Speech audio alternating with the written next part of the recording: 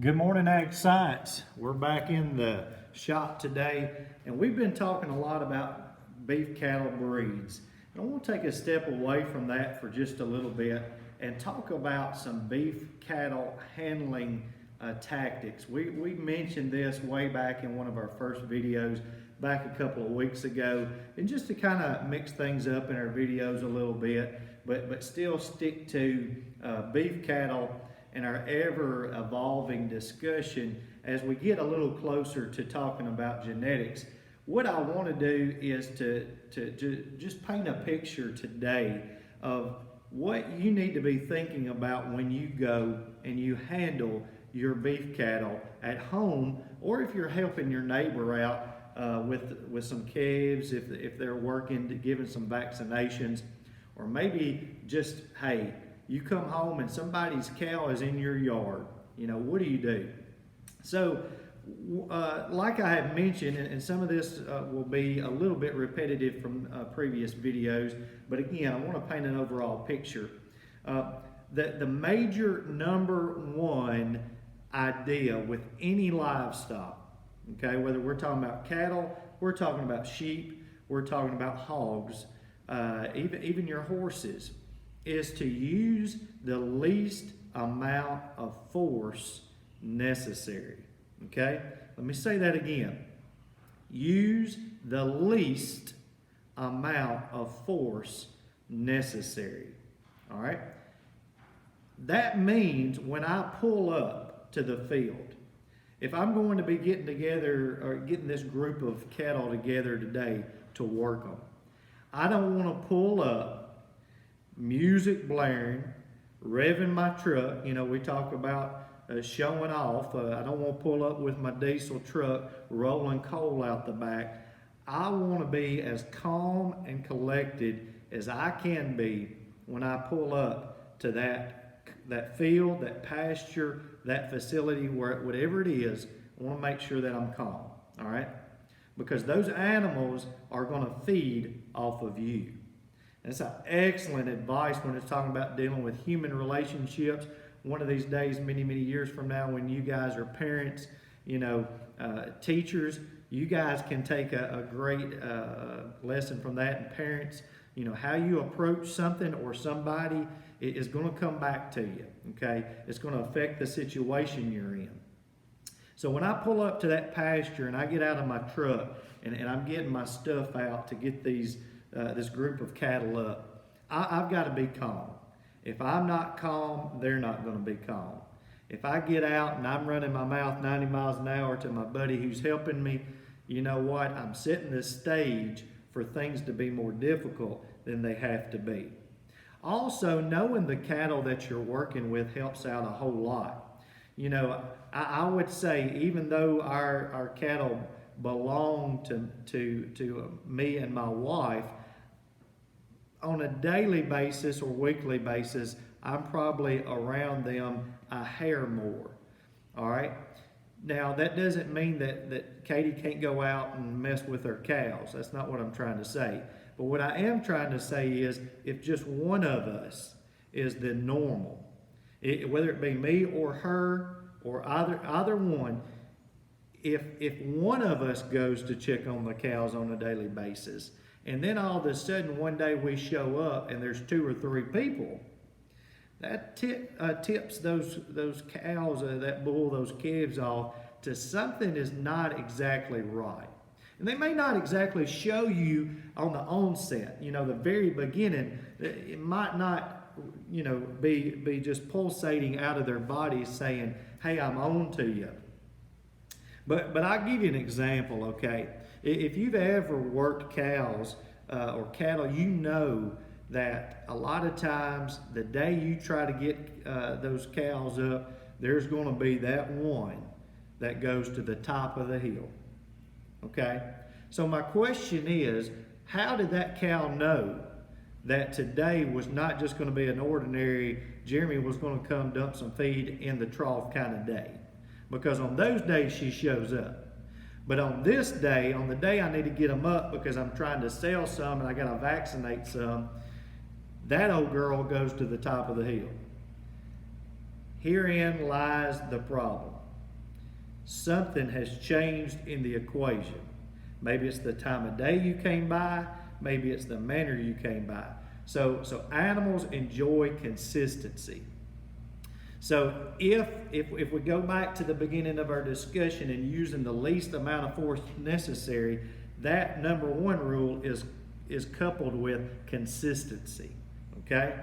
And those two things are going to be two driving points, two very, very large looming points in how is this day going to turn out.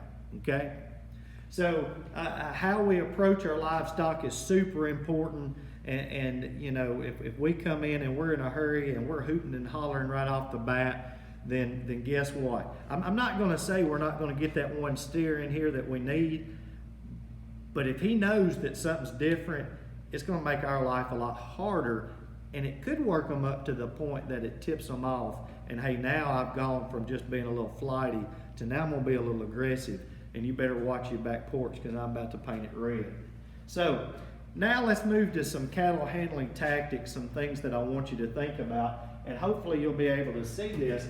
But, and if you've been in my classes and you guys that are watching, a lot of you, you know I'm not the best artist. So I'm going to go ahead and apologize. Miss Brown out there, my high school art teacher, going up through school here at Richland, art teacher, I apologize for this. I hope I don't let you down. But this is not one of the things the good Lord blessed me with. But let's just draw a scene for a cow. We've got one cow, okay? And we're going to say that this is her head and this is her rump, okay? And because you don't want me to try to draw a cow, it ain't going to look pretty, all right? We're good with that. All right, so this is going to be the head, and we'll even though I'm not a big fan of horned cattle, we'll even draw a set of horns on her just so we remember which side's the head. Okay, you good? All right, let's go with this. Now, if I'm going to get out of the truck, and let's just say the gate is over here. Okay, so this is the gate. I know y'all are loving it. All right, y'all missed my drawings. So if I'm coming in the gate over here, and let's just say the pen is over here, so there's a gate right here, and it's open, all right? And we're trying to get this cow in here, all right? This is the pen. This is where the squeeze chute is, the head catch, the whole 9 yards, all right? So if we're coming through this gate and we need to go here, how do we need to approach this cow, all right? So there's some things that you need to know about cattle. First of all, they are prey type animals. So there's essentially two different types of animals that you're going to run across. Okay? Whether we're talking about livestock, we're talking about wild animals. You've got predator and you've got prey. You've got the boys that are going to do the eating, and you're going to have the ones that are scared, we know why, because, hey, I can get eaten, right? All right, it's not like humans. We're walking around and we're top of the food chain, we think. But if I've got coyotes out here, they're prey. If I've got cattle, sheep, okay, they're all, I think I said coyotes are prey. I meant predators. If I messed that up, I'm sorry. We got coyotes, they're predators. We got cattle and sheep. Primarily, those things are, or those animals are prey. Now, here's the difference. If you look at those prey type animals, where are their eyes located? Okay, they're located over on the sides of their head. That gives them a good vision. All right, that way they can see as they're grazing, they can see where the danger might be. Okay, so that's one reason they spot you quicker than what you really think, and that goes into deer hunting. Guys, girls, you know, think about this. If I'm going deer hunting and it's December 26th, I've got to know that what I might potentially be stalking is a prey animal. So they're on alert. Okay. Now, a predator, their eyes are more frontward facing. All right, they're going to be zoomed in, You know, you look at tigers, you look at lions, you look at bears, you look at all the great predators of the world. Most of them all have that in common. They are facing forward because they're zoomed in on what they're going after. So we're going against an animal that first and foremost is traditionally a prey type animal. Okay, so their eyes are located on the sides of their head. Cattle have what we might call a flight zone, okay? So, in other words, if you get closer than this circle to me, I'm going to move. Now again, you've got that one cow in the herd that you pull up in the truck and she might head for the hill. Her flight zone is a little bit bigger. Now, I've got a cow at home, her name's Wilma, okay? That's her given name on her papers. And Wilma, her flight zone is much, much smaller. She was a show heifer, so she doesn't know that me coming up to her is supposed to make her move. Okay? So this could be different for different animals, and that's where you need to know your animals. So essentially, if this is the head and this is the tail, it depends on which way I want to push them. But typically, I want to come not at a head-on to the rear type situation, okay? Because if I do this, they're probably going to turn. That's what I don't want them to do. So I always want to approach cattle at like a 45-degree angle, okay? And what that's going to do is that's going to put pressure on this. Let's just say it's a cow again. We're going to put pressure on that cow to move. Again, we go back to cardinal rule number 1. Only use as much force as necessary. So I'm not going to go up and take my sorting stick and nail her square on the rear end. Okay? I'm going to get close enough to her to make her feel like she needs to move. For different cows, for different bulls, calves, it could be different. So you got to be aware of this. Okay? So how close do I need to be to said animal to get them to move?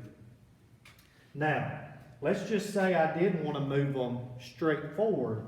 I might come shave a little bit off of that angle, but not so much that for her to see me, she has to turn around. Okay? Because I want her to be going this way. If I've got old boy over here that's helping me out, and this cow's wanting to go straight instead of going towards that gate, he comes in at a 45-degree angle. And that's going to put pressure on that cow to move this way. And now that's going to be ever evolving because as that cow moves, we have to be thinking about where she's going to move. A great example of this, just look up a good video of a cattle dog working. Border Collie, Australian Shepherd, whatever your flavor is. And watch those dogs work.